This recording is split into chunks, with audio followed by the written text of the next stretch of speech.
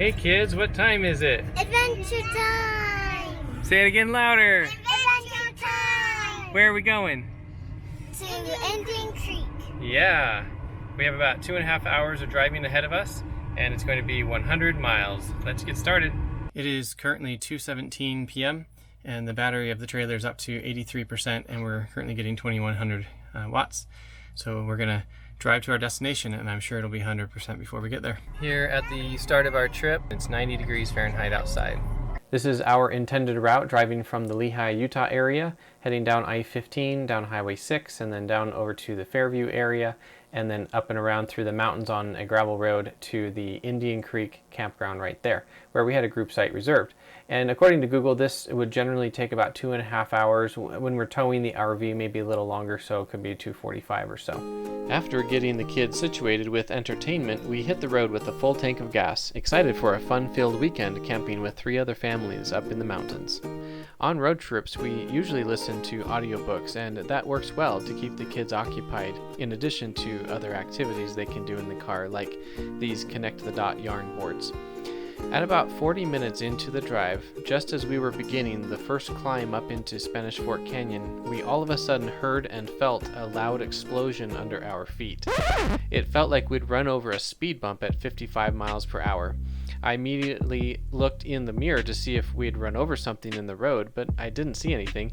The truck was still rolling along, but we were nearing the end of a pullout, so I quickly hit the brakes and pulled into that. We got out and walked around the truck and trailer to see what was wrong, but Jessica and I could not find anything amiss. The truck was still running and it sounded just fine. I decided to try driving it just to see if anything felt broken. I quickly discovered that the power was greatly reduced and it could barely move the vehicle forward. After debating what to do for a minute, I decided to try rolling back down the canyon, as I knew there was a large pull-out area at the bottom of the hill we were on, for putting on tire chains in the winter. When no traffic was coming, I got the truck going forward with what power I had, then turned around and rolled back down the mountain. Other than having minimal power, it actually drove just like normal, but the battery light was on, so something was up. I had recently had to jumpstart the battery as it was dead when I tried to start the truck days prior. I had it evaluated and it checked out as functioning just fine, so I thought it was a fluke, or maybe I had left the lights on or something. As we approached the pullout at the bottom of the hill, we had good speed, and it was all downhill from there into Spanish Fork, where I knew we would be able to find services like a mechanic, so I kept on driving. Also, Jessica has family who live in the area, so we ended up just driving to her mom's house. That was a great comfort, getting to a place of safety and not having to get a tow truck. We ended up borrowing one of her vehicles and drove back home, taking our most important things with us that would fit in the car. We decided to downgrade our camping plans, but still go on the trip, but tent camp and take our Tesla instead. The campground doesn't have electrical service, so I knew we would have to drive there with a relatively full battery. The closest Supercharger is the Price Supercharger, so we made plans to drive there. Charge up fully, then we would be able to get to the Indian Creek Campground and back just fine. However, one point of complication, we had not yet gone tent camping with 4 kids. Ever since James joined us, we had only camped in the truck and trailer. The key issue being that with 6 people in the car, we would have to use our rear-facing seats, which reduces our luggage capacity significantly. Tent camping requires even more stuff. Luckily, I had already purchased roof rails and a Thule roof carrier for our Tesla with just such a need in mind. I had never installed them though. I got out the parts and tried to quickly get it installed, but found the attaching mechanism just wouldn't work. After Googling it for a bit, I decided Tesla must have changed the design of the roof anchors, so I drove to the hardware store and purchased 4 stainless steel bolts with the right thread. I ground off the head of the bolts and voila, I was able to get the roof rails installed successfully. We only managed to get some pictures of all of this. I pretty much stopped recording any video of this trip as I was in crisis mode trying to get all of this figured out. Unfortunately, by the time I got all of this figured out, it was too late in the day to drive to Indian Creek Campground. Our original plans were to camp 2 nights, so we decided we'd leave early the next morning so as to maximize that day, like we'd camped there. Then we would still be able to camp there one night. We loaded up the car and got ready for the next day's adventure. Girls, are you excited? Yeah. Do you know what time it is? Adventure time! This is the second take, right? Yeah. Yeah, this But is we're still going to stay for a night. right. It's now 4:30 in the morning the next day, and we're trying to get to the campsite quickly so that we can enjoy, have fun with our friends, huh? All right, let's go. We left home with our battery charged to 100%, and first we needed to return Jessica's mom's car, so we did that, then continued on to the Price Supercharger. That drive took an hour and 24 minutes to drive 93 miles, which used 53% of the battery, or 41 kilowatt hours. Last time we drove this exact section of road, our Model S used 395 watt-hours per mile. Now, with the roof carrier, we got 437 watt-hours per mile, which was not as much of an energy increase as I expected. We just arrived at the Price Superchargers, and I plugged in. We're here at 47%. Looks like it's maybe going to max out at 63 kilowatts. And we're going to probably charge up to about 80% or so before we head to our destination. Right now, the car is estimating that we would arrive at our destination at 12%, and this is the Indian Creek Campground right here. So we're in Price. We have to come all the way down here through Huntington and then looping around back up. The thing is, we obviously need a round trip. They don't have electricity there, so we need to be able to go there and back. Plus, there will be a little bit of standby loss because we're going to be there overnight, etc. So just to give, in an abundance of caution, I'm probably just going to charge us up to 80%. But we definitely want this to be round trip, getting back here at 20% at bare minimum. Right now the car is estimating that it'll be 25 minutes to get to 80%. Also, another reason why we need to make sure that we have plenty of extra energy is it's just barely going off the graph now, but we are heavier now because of that roof carrier, and we have more wind resistance. So we have to make sure that we have plenty of extra energy because of that variable. It takes more energy to get around potentially. We are up to 80%, and if we look at the estimated arrival percentage, it is at 44%, but more importantly, the round trip is at 28%. So that's a good safety margin to make sure that we can get back here to charge again to get all the way home. And we're down to 31 kilowatt charge rate, which is relatively slow. So we're gonna take off. The charge there at the Price Supercharger lasted for 30 minutes, and we added 34% to the battery, or 25 kilowatt hours.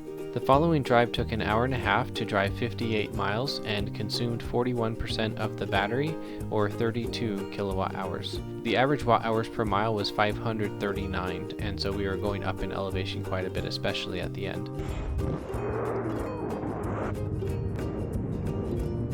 This was our first time driving through this area, and we enjoyed the beautiful views. The kids were doing great, and for what it's worth, by this point they're pretty used to road trips. Claire, are you having fun? Hello? Good counting. She's just counting back here. Oh, you just counting like a fiend? How's James doing? Medium. No, the go. No, then it would be How are you guys doing? good. What are you working on? Nothing, reading, Reading? Liv, Yeah. what about you?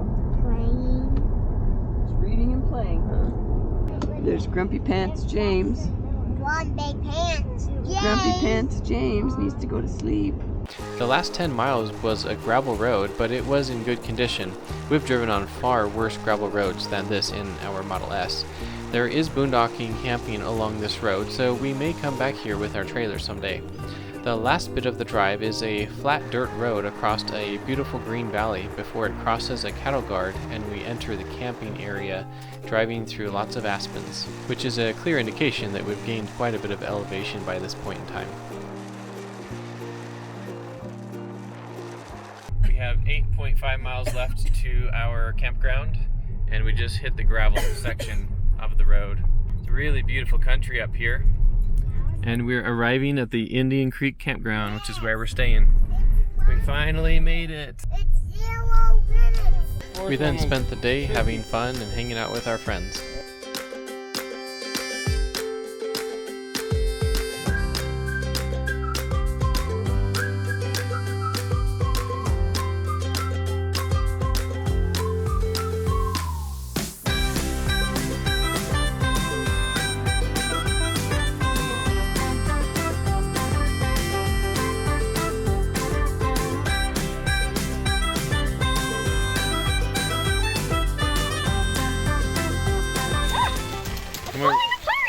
Yeah, that's kind of what they do. Is this how And of course, it started raining. this has smells on it? How was it, Lucy? Is it everything you hoped and dreamed it would be? You don't need it. You have top it on. No? What would you change? Nothing. Oh, okay. Okay, switch it down. No. Push it down real hard. You see. There. It's mine. So It's mine.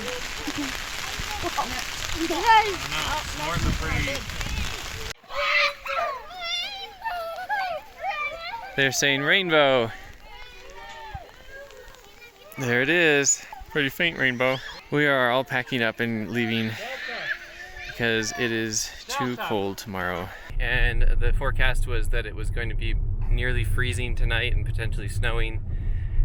And so we decided to not camp tonight, and we're just heading home. And as you can see, it's still raining and the road is kind of muddy in places in particular. We will get home tonight. We are getting to the Price Supercharger at 9:33 p.m. and the estimated arrival percentage is 23%. And so we'll be charging up there, well, as long as we have to, I guess, and then we'll continue on our way and probably get home something like 11 p.m. or something. We'll see.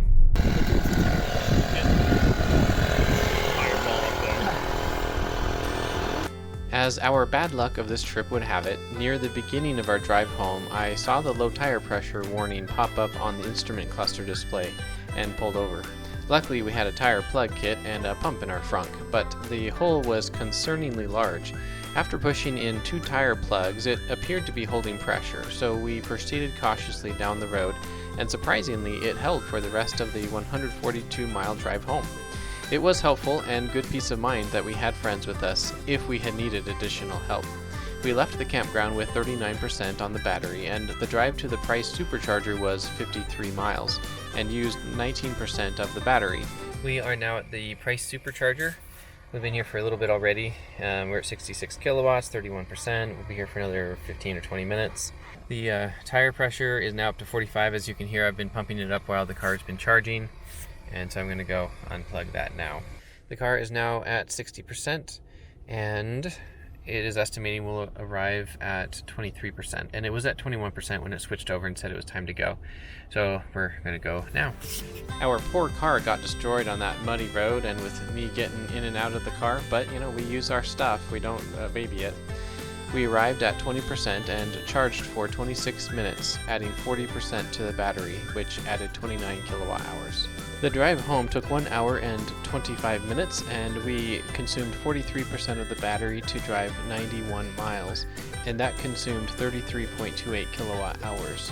The average efficiency was 367 watt hours per mile, which was surprisingly low, as that's about normal for us without the rooftop carrier, but it was probably aided in me driving a little bit extra slow out of an abundance of caution, hoping the plug wouldn't fall out. Even though our route home was far longer than our originally intended route, it turns out that when our friends had come down the day prior, they found that there was a gate closed, actually. This was too early in the season, apparently. Normally, the road would be open through the mountains, but they hadn't yet cleared the snow from the previous winter. So somewhere around in here, I think maybe right here, there was a gate closed, and so our friends had to backtrack, and I'm not sure what route they took, but on the way home, they ended up following us on this same route all the way back around home. And we are now home. This was the craziest trip that we've ever gone on, for sure, for having issues with mechanical things. The truck, I think it's probably going to end up being the torque converter that blew up on the truck, but I'm not sure yet. We haven't taken it to a shop yet. And then the flat tire on the Tesla, just really bad luck, for sure. But then again, it could have been worse in both counts. With the truck, we were able to get it turned around and roll it back into town and not be up in the canyon. And then in the case of the flat tire, we were way up in a gravel road in the middle of nowhere, and we managed to patch it with the patch kit. And even though it took 2 patches, it like 2 of those Twizzler looking things pushed in the hole. It was quite a gaping hole. It held, and amazingly, it hasn't even gone down one. I mean, the PSI has gone up a little bit just as the tire warms up, but we've driven the whole distance all the way back home and not had to stop to fill up the air again. So huge blessing that we were able to get home tonight. I did not think that was going to happen when the tire first blew. So, testament to having a tire patch kit in your car, and we're grateful to be able to get home, and that we will now have to go get our equipment fixed, both the tire on the Tesla and get the truck fixed as well. The problem with the truck ended up being a bad alternator. I had expected it to be something with the drivetrain, so I was pleasantly surprised that I only had to pay $576, which included a new serpentine belt and taxes, instead of potentially thousands of dollars. I also ended up replacing the battery since it was apparently damaged and kept dying. The Cybertruck can't come soon enough. The tread on the Tesla tires were at 4/32. I imagine the thinner tread and increased weight contributed to the tire puncture, which was likely just from a sharp rock. The range of tread on the tires to be able to collect on the manufacturer mileage warranty is between 3 and 4/32. The tires on the car were Bridgestone Turanza Quiet Track, which I didn't like from the beginning as they shimmied around on the grooves of some roads, like I-15. But I couldn't return them because we put them on right before driving to Mount Rushmore. I'll put a card above to that video if you're interested in watching it. So I was happy to be rid of those. They had an 80,000 mile mileage warranty and I only got 17,395 miles on them. The mileage warranty rebate was $208.63 per tire. That saved me $834.54 on the next set of tires. I went with the Michelin Cross Climate 2 tires and I've been very happy with those. It looks like the price on these tires has gone up, unfortunately. I'll get into this in more detail in my upcoming annual Tesla maintenance costs video in May. All's well that ends well. We ended up getting home with 17% on the battery. The next day we worked on giving the car a much needed car wash, and the girls always love helping with that when they want to.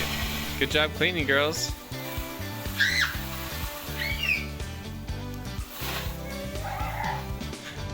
So much for cleaning, I guess. I then solicited a friend to help me get our trailer home. Surprisingly, we ended up having both vehicles repaired and home only 4 days later. So yeah, thanks for watching, and I'll see you in the next video.